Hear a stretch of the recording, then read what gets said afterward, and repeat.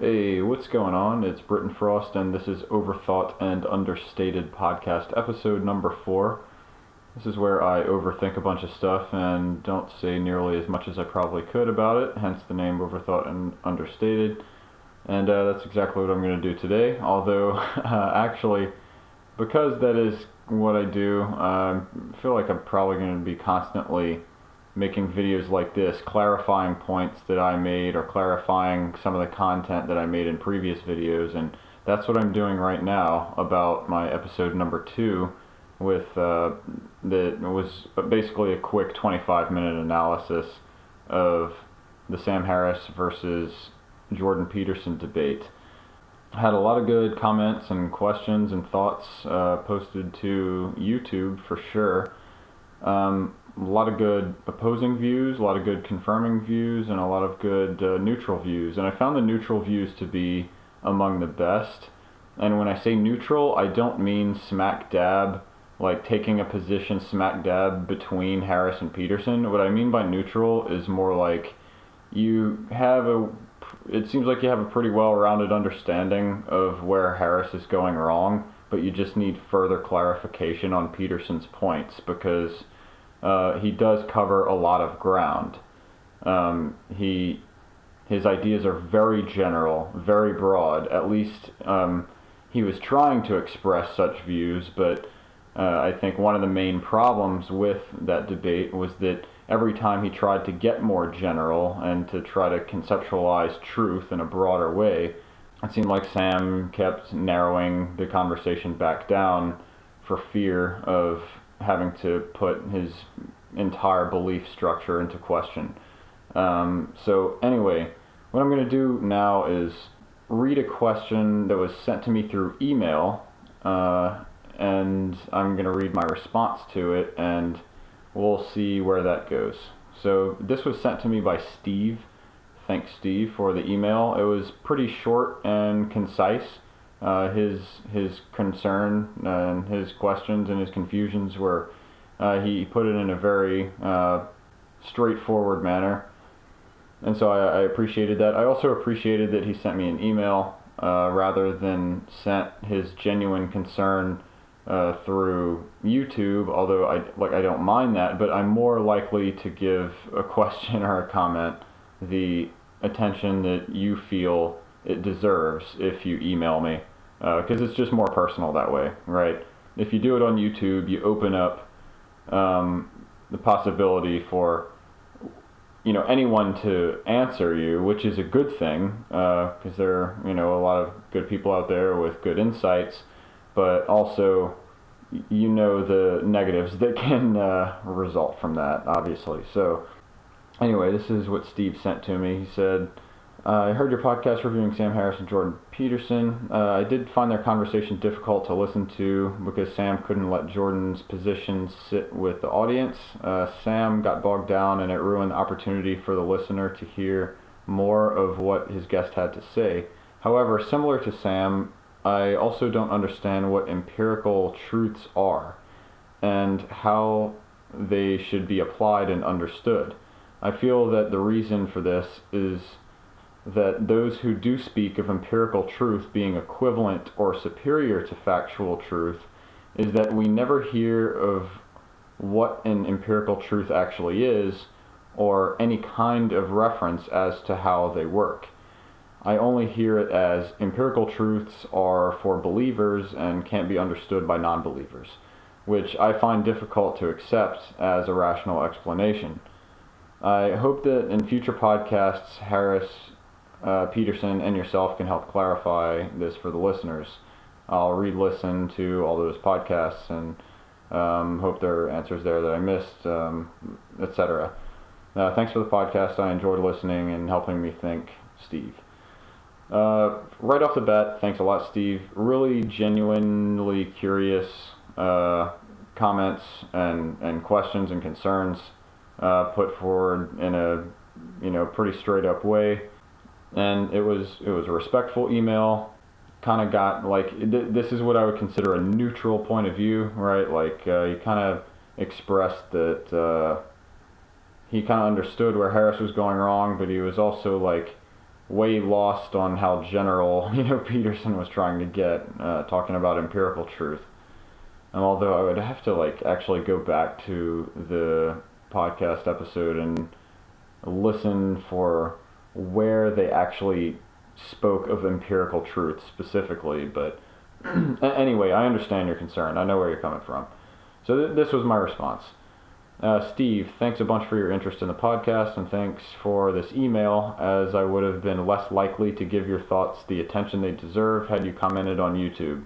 I've been getting lots of interesting comments holding me accountable for the content of future episodes, and that's awesome. I just posted a new episode of my podcast where I touched on these topics with a friend of mine, but I don't think we sufficiently got at the meat of your concern. And that's my episode 3, by the way. Feel free to check out at least some of it.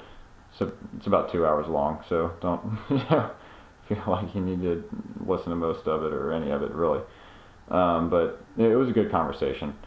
I'll do my best to get started on that here, hopefully leading to another episode where I deal with this exclusively. Your concern is short and to the point, so thanks for that as well. First, I'm sure that empirical truth for Peterson is just one level of truth. It's perhaps truth of the broadest level that science has the capability to explore. There's an interesting semantic paradox in that empirical means based on experience, yet science attempts to leave all subjectivity out of its investigation. Now, yeah, that is an interesting paradox, isn't it? Because I think so often we mistakenly refer to scientific truth in general as empirical truth, because we think of science as exploring things that we can experience ourselves, like things that are tangible, things that have bases in what we can detect through our 5 senses. However, using our senses and experiencing something of that nature requires subjectivity, right? And even if it's if we want to elevate that level of experience to something that's scientifically tangible, it still nevertheless needs to be say intersubjective, right, or collectively subjective, or something of that sort. So yeah, it's an interesting paradox, and empiricism I feel has taken on many different meanings, even especially since the postmodern turn. The term's been hijacked by some, used properly by others, and I don't know, who knows what that word even means anymore besides based on experience. That's all I can really say about empiricism. I mean, as far as philosophy goes, I don't really know of any contemporary philosophers who would call themselves empiricists, Well, it seems like most academic philosophers call themselves scientific realists, just like most of the academic scientists, And so they all just kind of sit around and agree with each other about how science is the method, the best method to solve the greatest truth problems out there in the universe. But, scientific realism has its own problems, and I think it's maybe another discussion. But anyway, to bring it back to Peterson, I said, I'll go back to the email. Anyway, remember, Peterson was arguing for different levels of truth, which we can think of as being hierarchically stacked. Now, first of all, this is not necessarily, something that he was explicit about in his interview with Harris, but this is something that you can easily find in his lectures, in some of his other talks and interviews. Peterson's entire book, Maps of Meaning, is based around the idea that everything in nature is more or less stacked hierarchically. It's organized into conceptual dominance hierarchies, and those have psychological and conceptual and philosophical implications. But I'll explain that very briefly and simply, but maybe I can get into that another time as well. So think of different levels of truth, which we can think of as being hierarchically stacked. Factual being at the bottom because of its triviality and lack of applicability. such as like this table is brown, right? Just keep that example in mind. The higher up the pyramid you go, the wider the range of things that the truth can account for. Therefore, the wider the range of things that, to use Peterson's terminology, that truth is true enough for. Since so-called facts are at the bottom of the pyramid, for example, Sam's micro-examples, like did a tree fall in the forest type of thing, it has a yes or no question. Probabilistically, it has you have a 50% chance of getting it right if you guess. But they aren't, those sorts of examples, like the table is brown, they're not true enough for anything other than proving themselves correct or incorrect. So they're sort of trivial, right? What else can we do with that? What is it for? More importantly, what does it mean? And the answer is nothing. It's empty of content and meaning for the most part. I went on to say that the problem that kept Sam bogged down was that he felt too safe operating from that shallow level of analysis, that trivial, factual level of analysis.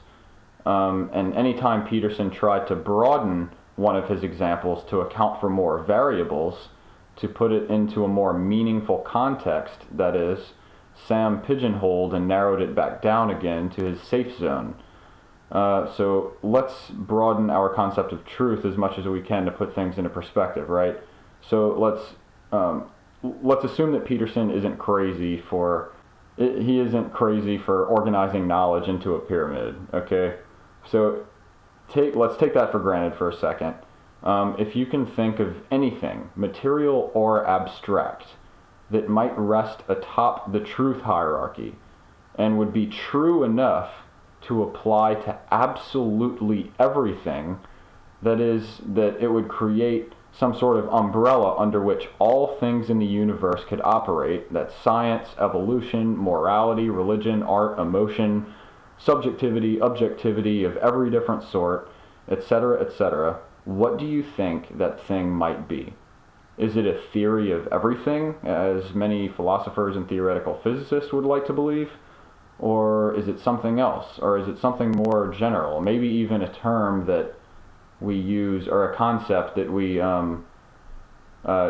on a day-to-day basis, but maybe don't consider the broader meaning of. I say after that, I know what Peterson's answer would be. I'm still working it out for myself if I agree with it or not, but it's hard to find anything else more satisfying despite all of its complexities, which I, and even he, I think, am still yet to understand. Cheers, Britain. And that was the end of my email. So what is that thing atop the truth hierarchy, so to speak? What is that thing that can account for everything, that's true enough to be universally applied? Well, let's go back to a quote by Peterson that he said on a few occasions, but in one interview in particular, I'll try to find the video and post it in the description below. He says, "I'm not a materialist anymore. I don't believe the world is made of matter. I believe the world is made of what matters. It's made of meaning." Why not meaning in general? Maybe that's what sits atop the truth hierarchy, right? Perhaps it's meaning that provides Peterson's conception of reality with this Darwinian framework, right? Like, things don't just evolve randomly. He wouldn't believe that. He believes that things evolve with purpose, with meaning, with goals in mind. And I think that's true, right? Because the goal, the purpose, the meaning comes first. It comes before the biological adaptation. So you can, look, we have free will, okay? And this is this is something maybe you can debate, but I think whether or not we have free will is not the question. The question is more like, assume you have free will and live accordingly and see what happens. Or assume you do not have free will and live accordingly and see what happens. And good luck with the latter, right? I don't believe you can do it. Like, if you can do it, let me know. So let's assume we have free will, and let's assume that we create goals for ourselves, and that we seek purpose and meaning in life, on both the micro scale and the macro scale. Well, when we have that, we strive toward those goals, we act them out, we behave in such a way, and usually in a habitual way, toward those goals.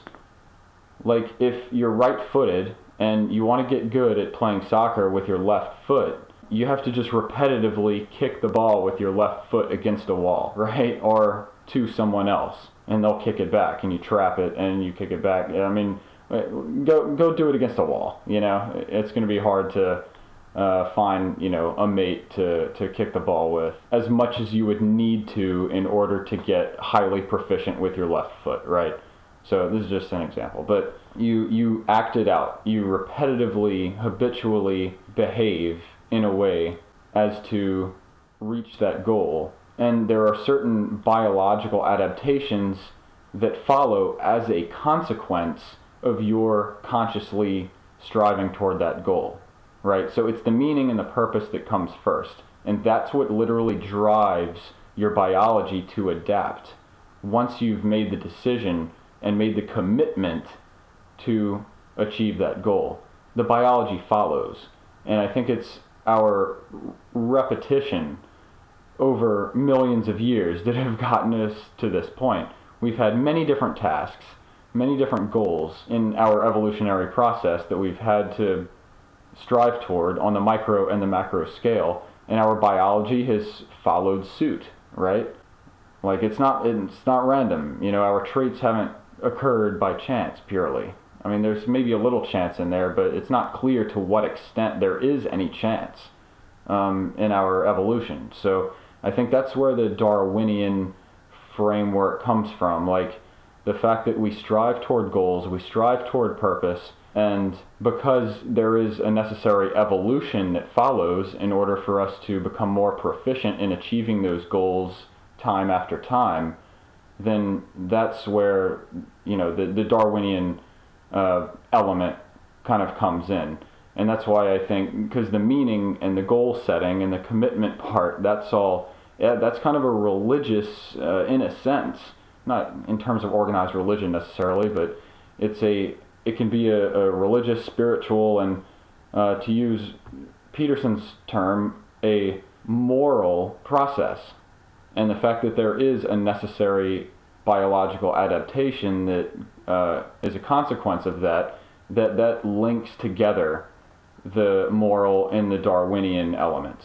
So I don't think the moral elements and the Darwinian elements are necessarily exclusive from one another. But at the same time, there's a sense in which our intellect has evolved as well. And perhaps, scientific realism or that mindset, even if you want to call it a belief system in its own right, the propensity for certain people to take that side of the argument is kind of biologically inherited too. I mean, we have different personalities, and we're all inclined to believe different things and to create different conceptual belief structures in order to operate in the world.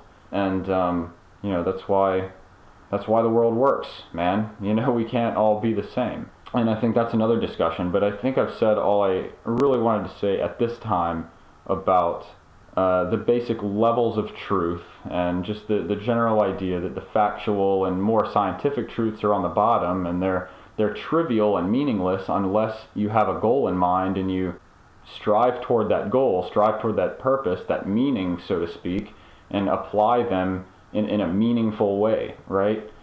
But on their own, they don't mean much, right? But the higher up the truth hierarchy you go, the more those truths can account for, the more meaningful they are, and the more they're true enough for, right? So I think that's the general idea. So I'll follow this up, obviously. Let me know what you think in the comments below, and I will talk to you later. Thanks for tuning in. Overthought and Understated Podcast, episode number 4. Britton Frost signing off. Peace.